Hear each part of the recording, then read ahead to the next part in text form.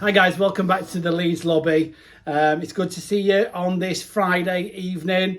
We're back. We're going to have a little bit of a talk about the game yesterday. I know not everybody will have streamed it, but there will be some people who have streamed it. We're also going to have a little bit of a chat about the Catalan and who Leeds might be in for if he doesn't come to Leeds United. But before we go any further, before we get into that, we are on roughly 915 subscribers. We've been going since Father's Day. It would be absolutely amazing if we could get over 1,000 subscribers before Leeds go on that Australian tour. And we perhaps even look at doing some live watch-alongs. But if you would please just press that subscribe button, press the like button. Let's get up in the algorithm. And if by all means, we do have lots and lots of comments here on Leeds Lobby, and we do return the comments and we do interact with that. So please, if you've got anything you want to say, just put it down in there. Suggestions about videos, all that kind of thing. But before we go any further, let's just make sure you've done that. Okay, let's get into it then. What do you think about the match yesterday? What were your overall impressions? Can't remember the last time Leeds won 4-0. It was a good game. We got Junior Fernando Carlos banging in his first Leeds goal. I think he was probably my man of the match. He played really well. Yeah, I think the standout performances for me, and one thing I was really interested in was Marc Roca, just because the contrast between the first half within the game and the second half with Forshaw in the game was like absolute chalk and cheese. Roca played very well. This guy looks to me to be a player and a half, somebody with a really massive pedigree. Let me just explain what I mean. Marc Roca, on a couple of occasions, lost the ball. But this guy then suddenly turns into a Yorkshire Terrier, and he's like a dog with a bone, and he's chasing back to win that ball back with such tenacity. And I just found that the passion and the willingness to play, even in a friendly like that, it was immense. I also found him very progressive. One thing he is doing is he's looking up. He's looking to play that ball forward. Like Spaniard, he's very comfortable in the ball. And then in the second half, we brought Forshaw. And what did we see from Forshaw? I think the midfield sort of died a bit, didn't it? Obviously, Archie Grey was really good. What we saw with Forshaw was that, again, picking the ball up and that whole recycling and playing the ball back to the defence again, and the boring nature of not being able to pass the ball forward. It's like watching England under Sven-Göran Eriksson almost, and he just doesn't look anywhere near the same level as Marc Roca, and it's hardly a surprise. I think Marc Roca is a very good player. So then next season, you've got Roca and Adams in the midfield with Forshaw and Bates depth, really, aren't you? I'm really excited to see how our midfield line up next season. Yeah, I am too. Well, obviously, before we hit this, we hadn't signed a midfielder in something like 9 transfer windows. What gets me is that I think it's last season, us having a midfield that was largely bypassed most of the time by attacking players. Our inability to play a ball out from the back, knowing that it's just going to get recycled by Forshaw and played straight back into the defence again, that caused us half the problems that we had.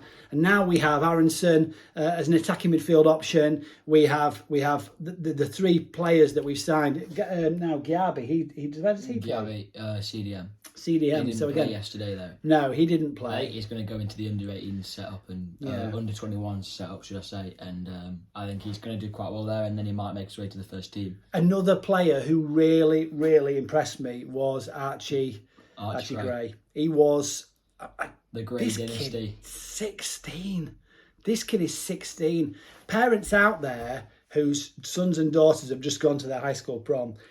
Think about that for a second. He is 16 years old. And if you watch that game, I tell you what I find is when kids are 15, 16, 17 years old, they haven't quite got that physique. They haven't quite got that posture and the ability, to close a player out by putting the body in between the opposition and the ball. They haven't got that ability and technical ability on the ball to keep the ball in the same way.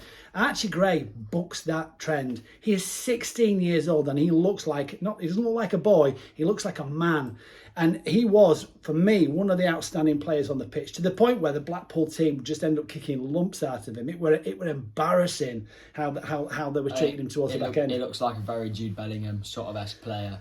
And obviously, hopefully, he could end up being as good as Jude Bellingham, maybe. I think someone commented that on the last video. Do you think he could end up being as good as Jude Bellingham? I think he could. The questions are now, what's going to happen in the transfer window? What are we short of? What do we need to bring in? And how much do those transfers? How much do you think that depends on Rafinha coming or going? I think even if regardless if Rafinha stays or goes, I think we're going to bring in a centre forward, and I think that will be our business done. I think Rafinha going will just sort of bring us some extra funds to pay off all of the players that we've bought and to sort of keep the club out of debt. I think I was looking at an algorithm that was talking about the financial fair play and the amount of money that Leeds have available to spend in their situation. And I think towards the back end of last season, they were saying that Leeds can actually, if they stay up, can afford to spend £100 million on players and still not fall foul of these rules.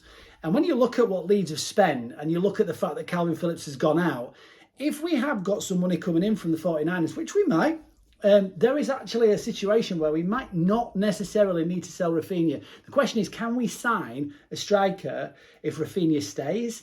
And the other question is, of course, does Rafinha going or staying make an impact on which type of striker, which value of striker that we bring in? So that's a different question, because I think if Rafinha does go, then we will be possibly in the market for Catellera, and we'll be offering him some pretty high wages. Obviously, we'd take Rafinha's wages and give them to him. And I think it will mess up a wage structure because Rafinha will have gone. And I think he's currently the highest paid player at the club. And I think that if Rafinha does go, then Catellera is back on the cards. But I think if he doesn't go, I think we're much more likely to go in for someone like Callum Wendo or Gakpo as a striker. Now, I also were in a situation where I was talking about left backs and how I think that Harrison will begin at left back. And what I found with the way that Leeds lined up with two defensive midfielders, Firpo was almost relieved of his defensive responsibilities, or most of his defensive responsibilities, and we saw that when he does what he does. He rather than edging a player out and putting the ball out and edging the player out until the player is forced to pass, the way that Strout was doing expertly well yesterday. Firpo lunges in clumsily. He's not a defensive player, and he hasn't got an ounce of defender in him, in my opinion.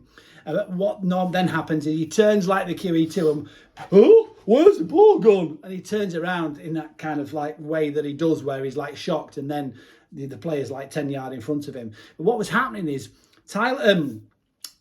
Roca was actually dropping back into defence to create cover in the centre, and Strout was coming over and covering, and it wasn't so much of a problem. Leeds weren't getting rolled over, and that's because we had somebody in Roca, and I think also Tyler Adams is going to do this, that was able to drop back into defence and provide that central cover, allowing the left or right central defender to move over and provide cover. Now that allowed Firpo to go forward. And my word, the difference in this play. Now, okay, it's playing against Blackpool, but to score a goal and assist a goal that got disallowed for offside, and then also assist a goal that went in, this is a complete change in the usefulness of this player. I'm quite excited to see Firpo next season. I am too. I think he's going to be good. And when you're asking about, okay, this slight change in structure of a football team can have such an impact on a player, what do we think that means for Dan James next season? I think Dan James will either be on the bench or at left back. I think it's do or die for him. I think if he does play, it will be at left back. I don't think Marsh sees him as a winger, or I don't think that Marsh will play him at striker. He might start the season at striker, but I think eventually he will adapt into that left back role.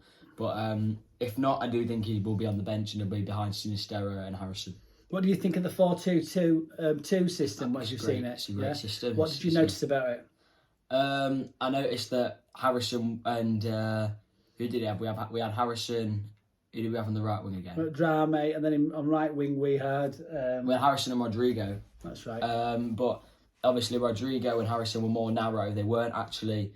Harrison was picking up balls in the sort of just outside the box, and then he was playing it out to Firpo, who was crossing over, and it seemed to work quite smoothly. But I think also there were a lot of young players on in that second half. And I found that very, very encouraging to see, even without Somerville. Greenwood, now he's another player that looked very, very confident on the ball. Very, very confident in terms of positional play. Joffrey just does... Leeds, in terms of the transfers that we've been making, we have effectively lowered... We've lowered the average age of a Leeds United squad, which I think is brilliant. I think we brought it right down. I think Rodrigo... He's scoring again under Marsh, it looks like, but but I think that could be a problem next season because he doesn't seem to have that consistency. Seems to me, I've noted a few times, he loves to take it round the keeper. Obviously, he's done it against Watford. He's done it against a host of teams where he did it against Wolves. He's done it against a host of teams where he just takes the ball round the keeper and scores. And it could be worrying because for me it looks like he either takes the ball round the keeper or he doesn't score. He missed an absolute sitter against Palace because he couldn't take it round the keeper. Yesterday he scored a goal where he took it round the keeper. I just think it's quite a repetitive thing, and I think keepers could find him out if he does start scoring consistently from that. That's interesting. So again, that kind of sums up our talk about the game at Blackpool, game in York against Blackpool, and obviously we will be coming and bringing a little bit more coverage of some of the other tour games. We play against Australia, and we play against Villa, and some of the games coming up. But one other question that we've got, which is currently rumbling on, is De Ketelaere. What do you think is the situation with De Ketelaere right now? I think he'd rather go to AC Milan and be a rotation player than come to Leeds and actually be starting week in, week out and potentially become our one of the top scorers in the Premier League. I think a lot of that news has been put out right now by the Italian press. I think AC Milan and Juve are the darling teams of the Italian press, and the Italians have a lot of rhetoric. It appears, looking at Phil Hay and looking at various other things like the Athletic, it appears that Leeds are about to increase their bid, or are going to put in an increase and a record bid, in actual fact, for Leeds United, for De Ketelaere. And it also seems that AC Milan are set to improve their bid. If AC Milan are able to match Leeds' bid, it would be sensible to think that De Ketelaere is almost a signed, sealed and delivered that De Ketelaere will become an AC Milan player. But again, there is the club to consider in this. There is the club. It's like the same situation with Rafinha. He might want to go to AC Milan, but at the end of the day, if AC Milan can't sum up the money, then the difference with De Ketelaere is he will see Rafinha. He will see players that Leeds United have signed that have just moved on for big money. There's also the law of the Premiership. Rafinha's already in the Premiership. He's one step on from that. And De Ketelaere will also, within that league, he will also be in a situation where he's seeing players like Sinistera signing for Leeds United and will be aware of him as a player.